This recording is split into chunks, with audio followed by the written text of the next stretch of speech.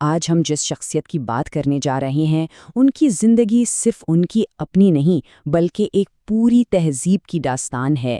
جی ہاں، ہم بات کر رہے ہیں ارطغرل غازی کی، وہ رہنما جنہوں نے عظیم سلطنت عثمانیہ کی بنیاد رکھی۔ یہ سوال اپنے آپ میں تاریخ کے سب سے بڑے معجزات میں سے ایک لگتا ہے نا؟ یہ صرف کسی قبیلے کی بقا کی کہانی نہیں، بلکہ ایک ایسی زبردست سوچ اور بصیرت کی داستان ہے جس نے آگے چل کر دنیا کا نقشہ ہی بدل دیا۔ تو چلیں اس سفر پر نکلتے ہیں اور دیکھتے ہیں کہ یہ سب کیسے ممکن ہوا۔ دیکھیں، ہر بڑی کہانی کی شروعات کہیں نہ کہیں سے تو ہوتی ہے۔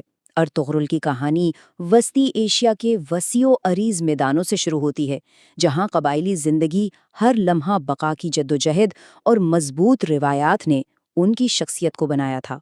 ارطغرل کا تعلق کائی قبیلے سے تھا، جو اوغوز ترکوں کے مشہور ترین قبیلوں میں سے ایک مانا جاتا تھا، اور جیسا کہ نام سے ظاہر ہے، کائی کا مطلب ہی ہے طاقت اور قوت کا مالک، جو جیسے اس قبیلے کی جنگی میراث اور مستقبل کے کردار کی طرف پہلے سے ہی ایک اشارہ تھا۔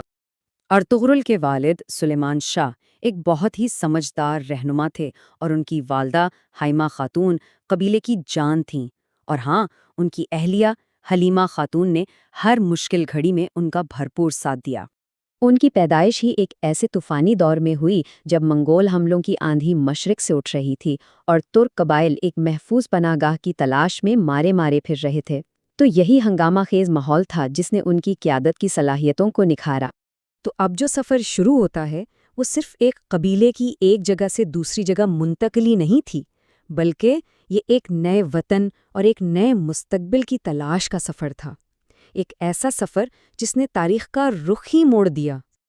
اب سوال یہ ہے کہ کائی قبیلہ آخر مغرب کی طرف کیوں گیا؟ تو اس کی کئی وجوہات تھیں۔ سب سے بڑا خطرہ تو منگول تھے ہی، لیکن اس کے ساتھ ساتھ ایک اسلامی ریاست قائم کرنے کا جذبہ، یعنی غزا فی سبیل اللہ، بھی ایک بہت بڑی تحریک تھی۔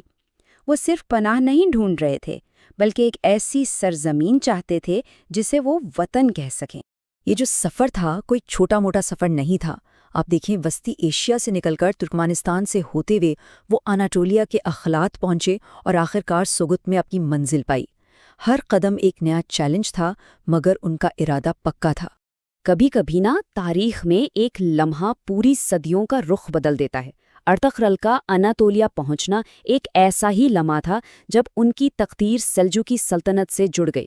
ذرا تصور کریں، ایک طرف دو بڑی سلطنتیں آپس میں لڑ رہی ہیں اور ایک چھوٹا سا قبیلہ صرف 400 سپاہیوں کے ساتھ کمزور فریق یعنی سلجوقیوں کی مدد کرنے کا فیصلہ کرتا ہے۔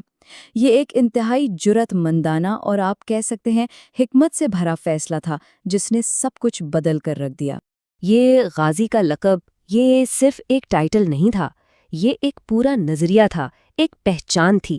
یہ اس شخص کی علامت ہے جو انصاف اور دین کے قیام کے لیے لڑتا ہے، اور ارطغرل کی پوری زندگی اسی نظریے کا عملی نمونہ تھی۔ تو ان کی اس وقت پر کی گئی مدد نے سلجوقیوں کو فتح دلا دی، اور اس کے صلے میں سلطان علاء الدین نے ان کی بہادری اور وفاداری کو سراہتے ہوئے انہیں بازانطینی سرحد کے قریب زمین عطا کی۔ یہ عطیہ ایک نئے گھر کی تعمیر کی جانب پہلا قدم ثابت ہوا۔ تو اب ارطغرل کے پاس کیا تھا؟ زمین تھی، ایک مقصد تھا، اور ان کا قبیلہ۔ یہاں سے اصل کام شروع ہوا، ایک ریاست کی تعمیر کا عمل جس نے مستقبل کی عظیم سلطنت عثمانیہ کی بنیاد رکھی۔ سوغات صرف زمین کا ایک ٹکڑا نہیں تھا، بلکہ اس کی لوکیشن کمال کی تھی، بالکل بازنطینی سلطنت کی سرحد پر، جو اسے مسلسل جہاد اور توسیع کے لیے ایک بہترین مرکز بناتی تھی۔ ان کا ویژن کیا تھا؟ اس ایک جملے سے صاف ہو جاتا ہے۔ وہ صرف ایک فاتح نہیں تھے، بلکہ ایک منصف اور ایک مدبر حکمران تھے، جن کا مقصد ایک ایسی ریاست قائم کرنا تھا جہاں انصاف اور امن کا بول بالا ہو۔ ارطغرل کی قیادت کی خوبی یہ تھی کہ وہ صرف میدان جنگ کے سپاہی نہیں تھے۔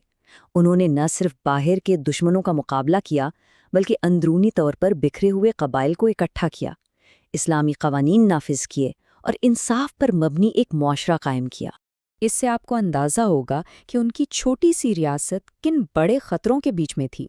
دیکھیے، ایک طرف بزنطینی، دوسری طرف منگول اور صلیبیوں کا خطرہ بھی موجود تھا۔ ایسے میں ایک مستحکم ریاست قائم کرنا ان کی غیر معمولی قیادت کا منہ بولتا ثبوت ہے۔ لیکن ارطغرل کا سب سے بڑا کارنامہ شاید ایک ریاست بنانا بھی نہیں تھا، ان کا سب سے بڑا کام ایک ایسی میراث چھوڑنا تھا جسے ان کے بیٹے نے ایک عالمی سلطنت میں بدل دیا۔ اور یہ ذمہ داری انہوں نے اپنے سب سے چھوٹے بیٹے عثمان کو دی۔ کیوں؟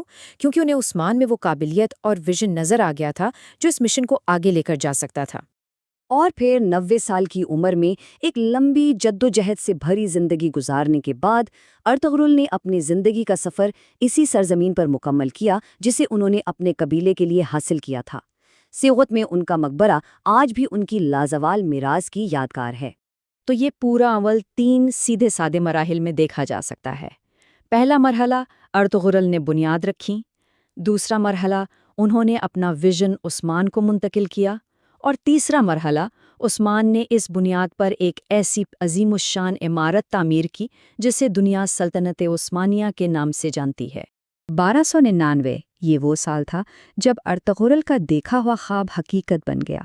ان کی وفات کے تقریباً 18 سال بعد ان کے بیٹے نے ایک ایسی سلطنت کا اعلان کیا جو اگلے 600 سالوں تک قائم رہی۔ تو ارطغرل غازی کی اس پوری کہانی سے ہمیں کیا سبق ملتا ہے؟